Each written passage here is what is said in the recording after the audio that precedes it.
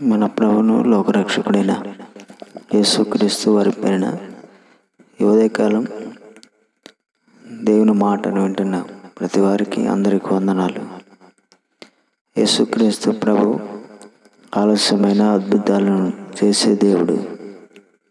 ప్రతి మనిషి జీవితంలో ఆలస్యమయ్యే కొన్ని అంశాలు ఉంటాయి. అవి సంతానం కావచ్చు, పెళ్ళి కావచ్చు, ఉద్యోగ వ్యాపారాలు కావచ్చు, ఇల్లు కట్టుకోవడం కావచ్చు, వాహనాలు కొనుక్కోవడం కావచ్చు. చాలా రకాలుగా మనిషి జీవితంలో కొన్ని పనులు ఆలస్యం అవుతూ ఉంటాయి. అది వయసు కావచ్చు. ఇలా వయసు అయిపోతున్నప్పుడు ఇలా కుటుంబాల్లో ఏది కూడా త్వరగా ఆలోచించింది అడుగులు వేస్తున్నది జరగకపోవడం చూసి ఆలస్యం అవుతుందని అనుకుంటూ ఉంటారేమో. కానీ యేసుక్రీస్తు ప్రభు ఆయనను ఆశ్రయించిన వారిని ఆయన తలగా నియమిస్తారు కానీ తోకగా నియమించడని దేని వాక్యం చెబుతున్నది. యేసు ప్రభువు ఆలస్యమైనా కానీ అద్భుతాలను చేస్తారు. లోకంలో ఉన్న మనుషులు అంటారు ఆలస్యం అమృతం విషం అవుతుందని. కానీ దేవుని దగ్గరకు వచ్చేసరికి అదంతా పూర్తి వ్యతిరేకంలో ఉంటుంది. ఇక ముగించబడింది అనుకున్న జీవితాన్ని దేవుడు ప్రారంభిస్తాడు. ఎందుకంటే మన ఆలోచనలు ఆయన ఆలోచనలు వంటివి కావు, నా మార్గములు మీ మార్గంలో వంటివి కావని యేసు ప్రభువారు తెలియజేశారు. మనిషి అనుకునేది ఒకటి, దేవుడు తలంచేది ఒకటి. మనుషులు పై రూపాన్ని చూస్తారు, దేవుడు హృదయాన్ని చూస్తారు. మన దేవుడు అద్భుతాలు చేసే దేవుడు. యేసుక్రీస్తు ప్రభు అద్భుతాలు ఆశ్చర్యకార్యాలు చేసే దేవుడు. ఆయన ఈ భూమి మీద ఉండగా చేశారు.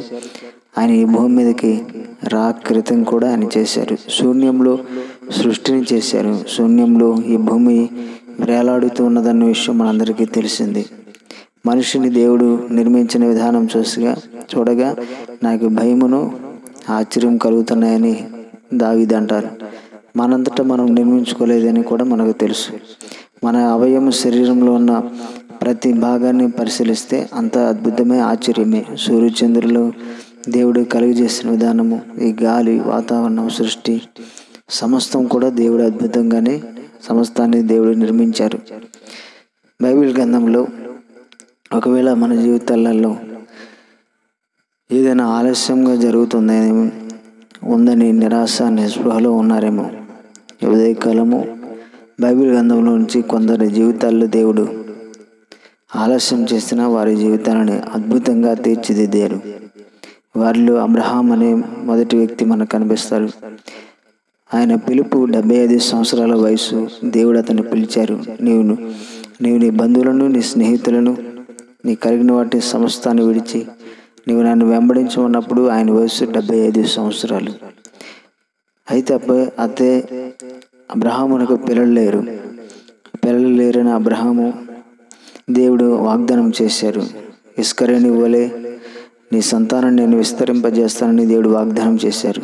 అయితే శారా, అబ్రహాము వారి పిల్లల కలలేని పరిస్థితుల్లోనికి వచ్చినప్పటికీ కూడా దేవుడు వారికి 100 సంవత్సరాల వయసులో, 100 సంవత్సరాల వయసులో ఇస్సాకుని దేవుడు వారికి వాగ్దానం చేసినట్లుగా వారికి అనుగ్రహించారు.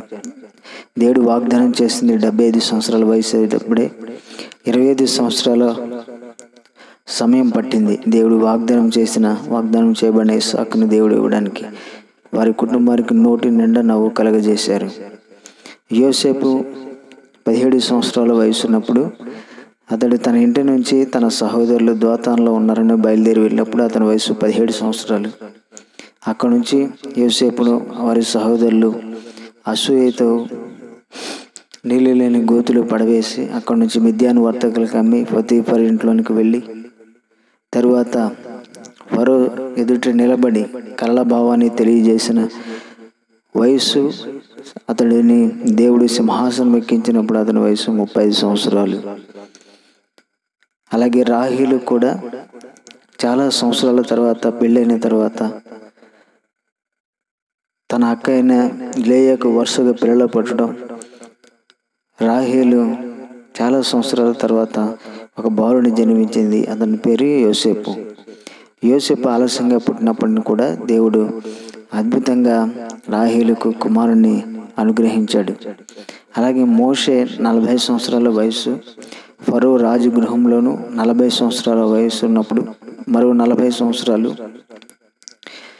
తన మామయ్యైన ఇత్రో దగ్గర హోరేబు పర్వతంలో దేవుడు అతనికి ప్రత్యక్షమై అతను మరో 40 సంవత్సరాలు మిద్యాన్, హోరేబు ఆయా పరిసర ప్రాంతాల్లో నడిచినట్లుగా చూస్తూ ఉంటాం. 80 సంవత్సరాల వయసు అప్పుడు ఇశ్రాయేలు ప్రజలను వాగ్దానం చేయబడిన పాలుతెన్నులు ప్రవహించే దేశానికి నడిపించినట్లుగా అతడు వెళ్ళకపోయినా ఇశ్రాయేలు ప్రజలు నడిపించినట్లుగా చూస్తూ ఉన్నాం. అలాగే బైబిల్ గ్రంథంలో హన్నా అనే ఒక ఆమె ఉంటుంది. సమూయేలుకు తల్లి. సమూయేలు చాలా ఆలస్యంగా పుట్టాడు. ఆలస్యంగా పుట్టినప్పుడు కూడా సమూయేలు గొప్ప ప్రవక్తగా మారినట్లుగా మనం బైబిల్ గ్రంథంలో చూస్తూ ఉన్నాం. అలాగే మానోహ దంపతులు, వారు మానోహ భార్య గొడ్రాలైనప్పటికీ కూడా దేవుడు ఆమెను ఆశీర్వదించి సంసోన్ను ఆలస్యంగా ఆ పుట్టినప్పటిని కూడా గొప్ప బలాఢ్యుడిగా దేవుడు తీర్చిదిద్దారు. రాజైన దావీదును సమూయేలు అభిషేకించిన కొన్ని సంవత్సరాల తరువాత అతడు సింహాసనం ఎక్కినట్లుగా చూస్తూ ఉన్నాం. ఈ మధ్యలో ఎన్నో పోరాటాలు, ఎన్నో పరీక్షలు గుండా దావీదు ప్రయాణం అయ్యాడు. అలాగే జకరియా ఎలిజబెత్ల సంతానమైన బాప్తిస్మం ఇచ్చే యోహాను ఆలస్యంగా పుట్టినట్లుగా మనం బైబిల్ గ్రంథంలో చూస్తాం. లూకా సువార్త 1:7 ఎలిజబెత్ గుడ్రాలు, బహు కాలం గడిచిన వారు వృద్ధులయ్యారని కూడా మనం బైబిల్ గ్రంథంలో చూడొచ్చు. అలాగే యోబు కూడా సమస్తం కోల్పోయినప్పటిని కూడా దేవుడు రెండింతలుగా ఆశీర్వదించినట్లుగా మనం చూడొచ్చు. దీన్ని బట్టి చూస్తే ఎందుకని దేవుడు ఆలస్యం చేస్తూ ఉన్నాడంటే, ఆలస్యం వెనక, ప్రతి దాని వెనక దేవుడు ఒక అద్భుతాన్ని దాచి ఉంచాడు. ఇక జీవితం ముగించబడింది అనుకుంటారు లోకస్తులు. కానీ యేసుక్రీస్తు దగ్గరికి ఎవరైనా వస్తే వారి జీవితాన్ని ప్రారంభింపజేస్తారు. కాబట్టి ధైర్యం తెచ్చుకోనండి.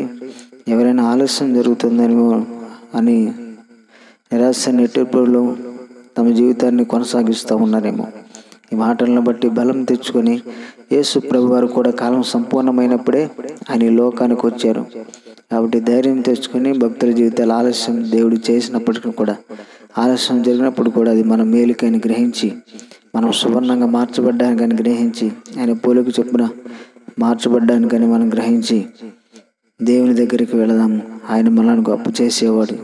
దేవుడు తన మాటను దీవించును గాక. ఆమేన్.